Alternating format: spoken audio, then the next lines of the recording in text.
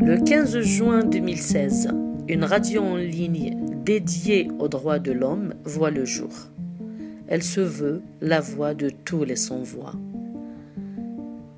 Lancée par le collectif des familles de disparus en Algérie, elle fait parler les disparus, les opprimés et dénonce sans cesse les injustices. Radio des sans-voix fête cette année son premier anniversaire. Pour célébrer l'événement, l'équipe de la radio a réalisé un micro-trottoir dans les rues d'Alger.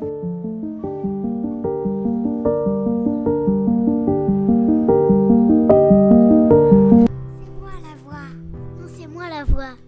Non, c'est moi la voix. Nous sommes la voix. Nous sommes tous la voix des sans-voix. Bonjour monsieur. Bonjour. Puis-je vous poser quelques questions s'il vous plaît? Oui, bien sûr. Merci. Avez-vous déjà entendu parler de la radio des sans-voix? Sur YouTube, oui.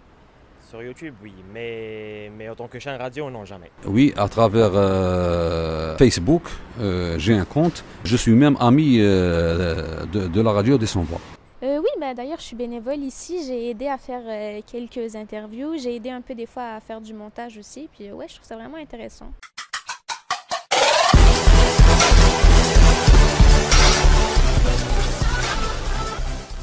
Une radio dédiée aux droits de l'homme se voit censurée en Algérie après seulement 3 semaines de diffusion. Pourquoi cet acharnement de l'État envers tout ce qui est lié aux droits de l'homme, à votre avis? Vous savez, il y a un proverbe qui dit que la nature a horreur du vide. Un pouvoir totalitaire, il aime le vide. Et contrairement à ça, la radio des sans-voix, bien au contraire, elle aime compléter ce vide par comment dirais-je, la logique de la vérité, la logique de la justice et même la logique du progrès. Donc c'est tout à fait normal qu'un pouvoir totalitaire essaye de brimer toute voix discordante à sa logique. Voilà. Franchement, en Algérie, tu as le droit de dire tout ce que tu veux tant que ça ne met pas en doute la version officielle de l'État. Cette radio-là dénonçait les contradictions, d'après ce que j'ai pu entendre jusqu'à maintenant, enfin d'après les interviews que j'ai pu entendre, j'ai pu écouter. Donc à chaque fois, elle pointait les contradictions, les trucs illogiques dans les déclarations officielles de l'État. Donc j'imagine que tant qu'elle ne dit pas ce que l'État veut dire, tant qu'elle se pose des questions, elle sera forcément censurée. C'est ça l'Algérie en fait, après tout. Je pense que c'est parce que le domaine des droits de l'homme, c'est ce qui peut vraiment révéler les pratiques de l'État. C'est ce qui peut vraiment avoir le pouvoir de conscientiser la population.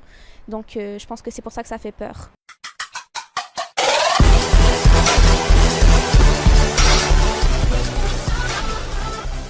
Lors de son lancement, la presse étrangère avait titré « Radio des sans-voix fait parler les disparus ». C'est la première fois qu'un média consacre une émission pour les familles de disparus dans le monde, en quête de vérité et de justice. Que connaissez-vous de ce dossier des disparus des années 90 en Algérie? Franchement, je dirais que je connais ce que le gouvernement déjà a dit, ce que j'ai entendu dire dans cette radio-là, enfin les deux versions pour l'instant. Déjà, ce qui m'intrigue, c'est que ce soit la presse étrangère qui en a parlé, pas la presse nationale, alors que c'est une affaire d'abord en Algérie. Ensuite, franchement, ce dossier-là, c'est un peu la tache noire de notre histoire, où on refuse de poser n'importe quelle question. Toute question que tu pourras poser, tu pourras être juste soupçonné de quoi que ce soit parce que tu poses des questions sur ça. Donc, d'ailleurs, c'est un sujet tabou en Algérie, on n'en parle pas. Si on t'attrape en train de parler de ça avec même un ami, il y aura des soupçons sur toi. Donc franchement, je crois qu'il n'y a que peut-être les victimes, peut-être les gens qui sont vraiment penchés sur ce sujet, et j'imagine qu'ils n'osent même pas le dire, qui connaissent un peu la vérité sur ce sujet. Mais le peuple, non. Il l'a subi, mais il ne sait pas ce qu'il a subi. Il ne sait toujours pas ce qu'il a subi. Donc franchement, je ne peux pas dire que je connais grand chose sur ce dossier, oui, malheureusement. Alors, merci monsieur, merci de répondre à nos questions. De rien. Écoutez, je sais que ça s'est passé pendant la guerre civile et je sais que ça s'est fait de la part des terroristes, mais aussi de la part de l'État. Et je sais que l'État algérien nie ces allégations. Et ouais, j'ai entendu parler que les familles étaient dans beaucoup de problèmes à cause de ça, parce que l'État ne reconnaît pas, l'État ne leur donne pas la vérité. Donc oui, je trouve ça vraiment triste. Merci mademoiselle. De rien, au revoir. Le dossier des disparus, c'est un dossier épineux, c'est un dossier que l'État algérien veut à tout prix clore. D'ailleurs, lors du référendum que je nommerai le référendum de l'irréconciliation nationale du 29 septembre 2005, il a voulu clore ce dossier alors que la vérité et la justice, jusqu'à aujourd'hui, jusqu'à l'année 2017, on ne la connaît pas encore.